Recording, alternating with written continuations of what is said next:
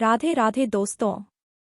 हमारी आज की कहानी का शीर्षक है पहचान। माया जी की देवरानी सुनीता आज उनके घर आई हुई थी। तभी माया जी की बहू माया जी से बोली, मम्मी जी मैं जा रही हूं। यह आपकी और चाची जी की चाय रखी है, साथ में नाश्ता भी यहीं लगा दिया है। जब हिमांशु स्कूल से आ जाए तो उसे खाना गर्म करके दे दीजिएगा। खाना तैयार रखा है और यह शीला की पगार है जो उसे आज देनी है, उसे याद से दे दीजिएगा।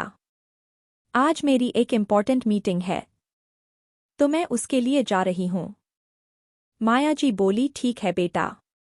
और ऐसा कहकर उनकी बहू नेहा, माया जी और अपनी चाची सास के पैर छूकर घर से निकल गई। माया जी ने एक नज़र घड़ी पर डाली। घड़ी में 10 बजने को थे और उनकी चाय के दूसरे राउंड का और नेहा के ऑफिस जाने का समय बिल्कुल एक ही था। नेहा जाते जाते उनको चाय देना कभी भी नहीं भूलती थी। नेहा उनको जो यह चाय देती थी वह चाय नहीं बल्कि एक कप ताकत पिलाकर जाती थी। माया जी सोचने लगी, कितनी समझदार है मेरी बहू नेहा। वह वक्त की कदर करती है और जो वक्त की कदर करता है वक्त भी उसी की कदर करता है।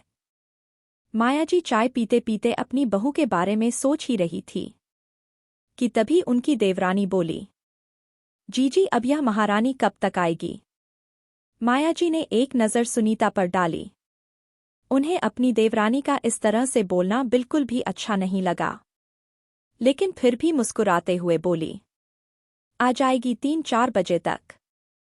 तब उनकी देवरानी बोली, मतलब तब तक घर आपको ही संभालना है और हिमांशु के सारे काम भी आपको ही करने पड़ेंगे, है ना। तब माया जी ने कहा, हाँ तो क्या हुआ, पहले भी तो मैंने सब काम किए हैं। माया जी आराम से चाय की चुस्ती चुस्ती लेते हुए कह रही थी। तभी सुनीता जी ने कहा, पर जीजी जेठ जी के जाने के बाद तो काम करना आपकी मजबूरी थी। तब आपके परिश्रम के दिन थे जिसमें आपने कोई भी कसर नहीं छोड़ी। तो अब आपके आराम करने के दिन हैं, तो क्यों इन झबेलों में पड़ती हो। अरे बोल दो ना अपनी बहू को कि मैं नहीं कर सकती। अरे दीदी अगर आपने अभी नहीं कहा तो हमेशा यही चलता रहेगा। माया जी अपनी देवरानी की बात सुनकर मुस्कुरा दी। वह जानती थी कि उनकी खामोशी ही सुनीता को चुप करा सकती है, क्योंकि अगर वह कुछ जवाब देती तो सुनीता पलटकर उन्हें समझाने की कोशिश करती। आखिरकार खामोश मुस्कुराहट के आगे सुनीता हार गई। जब माया जी ने कोई प्रतिक्रिया नहीं दी तो उन्हें भी चुप होना पड़ा। फिर माया जी ने अपनी देवरानी से कहा कि मुझे शीला के साथ कुछ सामान पैक करवाना है। तुम आराम करो सुनीता, सफर से आई हो थक गई होगी। ऐसा कहकर माया जी शीला के साथ काम में जुट गई। अगले दिन उनके नए घर का मुहूर्त होने वाला था। लगभग सब सामान जा चुका था, बस मुहूर्त के बाद शिफ्ट होना बाकी था। एक कस्बे से निकलकर एक महानगर में अपना आशियाना बसाना आसान नहीं होता।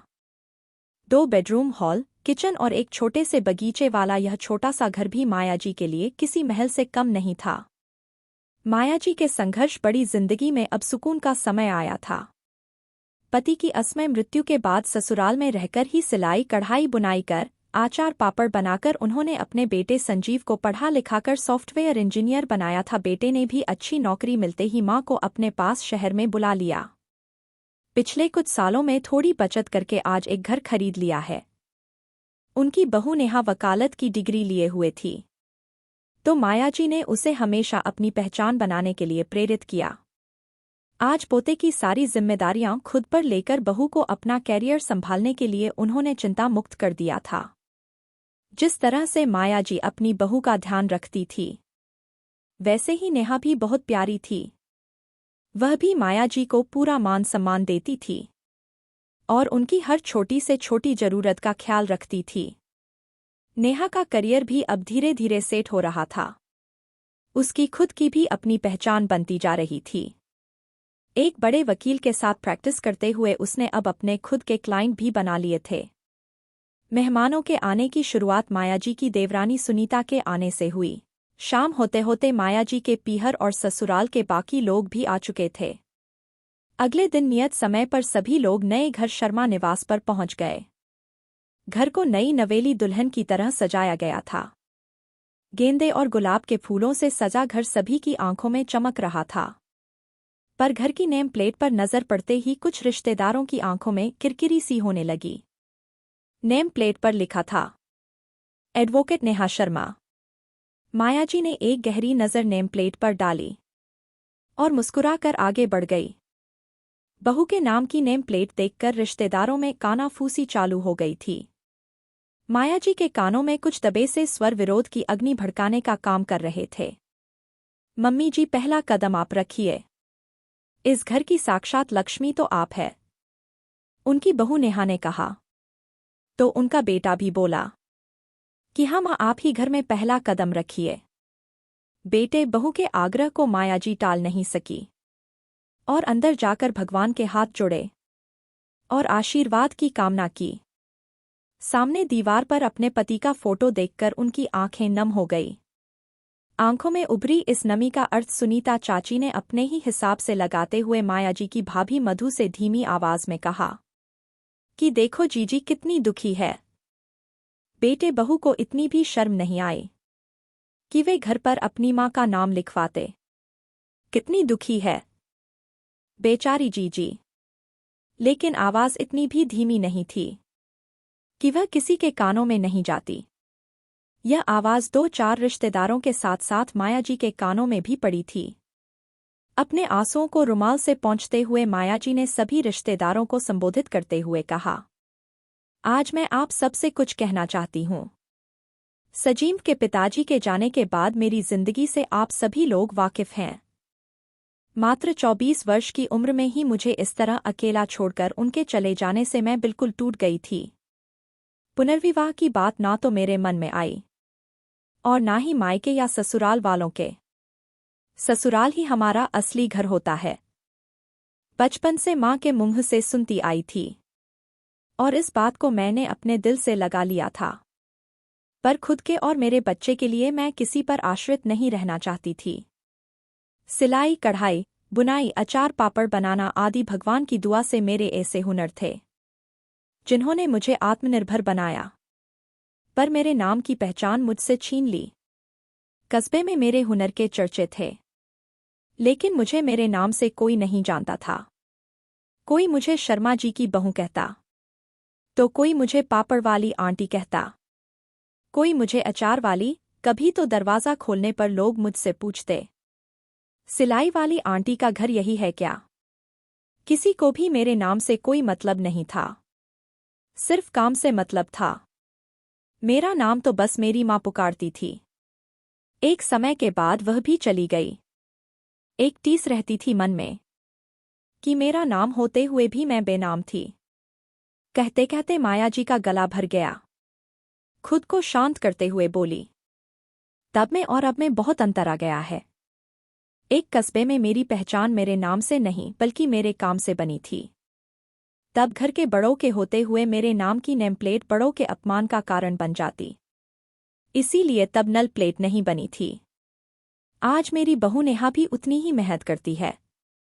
वकालत की डिग्री लेकर खुद का कैरियर बनाने का सपना धीरे धीरे साकार कर रही है। मैं नहीं चाहती कि तब मैं जिस दर्द को महसूस करती थी उसे अब मेरी बहू भी महसूस करें। लोग उसे संजीव की बहू या शर्मा जी की बहू के नाम से जाने नहीं, बल्कि मैं चाहती हूँ लोग उसे उसके खुद के नाम से पहचाने। इसीलिए इस घर पर उसके नाम की नेम प्लेट लगाना मेरा ही निर्णय था। आज मेरे लिए जिंदगी का बहुत अहम दिन है।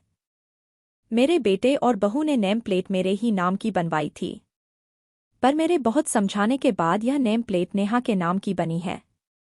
कहते कहते मायाजी का गला भर आया और उनकी आंखों से आंसू निकल पड़े।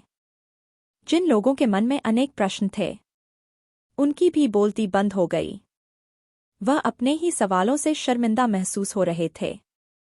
मायाजी जैसी महिला को अपनी सास के रूप में पाकर नेहा भी खुद को धन्य महसूस कर रही थी। दोस्तों, आपको कहानी कैसी लगी? क्या महिलाओं को अपने हक के लिए बोलने का जरा भी हक नहीं है? कमेंट में जरूर बताइएगा। क्या एक स्त्री अपने नाम की नेम प्लेट भी अपने घर पर नहीं लगा सकती? आपके कमेंट का हमें इंतजार रहेगा।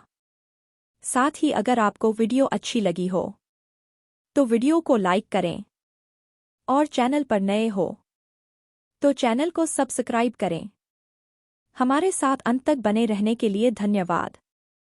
जय श्री राधे।